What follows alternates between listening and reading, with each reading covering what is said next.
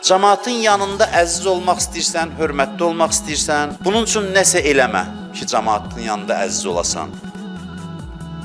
Məqsəd qoysan cəmaatın ürəyinə ələ alım, zəlil olacaqsan.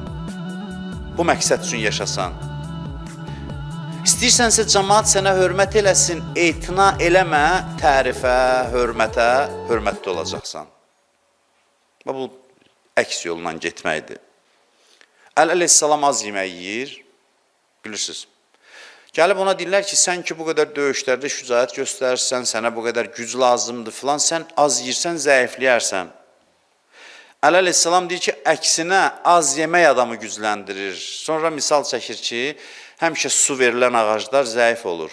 Amma dağda bitən ağaclar, təbiətin ümidinə qalan, onlar daha möhkəm olur. Görürsən ki, istəyir güclü olsun, birbaşa yoluna yox, əksini eləyir. Az yeməklə güclənir. Varlı olmaq üçün zahirən birinci birbaşa yol, ağla gələn yol nədir?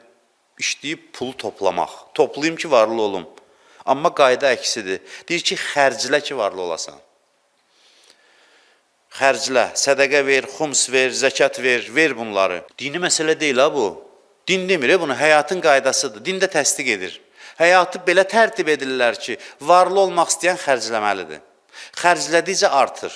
Ağacı budadıqca böyüdüyü kimi, sərvəti xərclədikcə artır. Amma ağla gələn birinci nədir? Yığım ki, pulu xərcləyərsən azalar da, sadə məntiqlə. Amma biraz dərinə gedəndə əksi olur. Bunu aparıb müqəddəsat, mənəviyyat kateqoriyasına aparmayaq. Əvvəl praktiki qayda kimi mənimsəyək. Bu həyat qaydasıdır.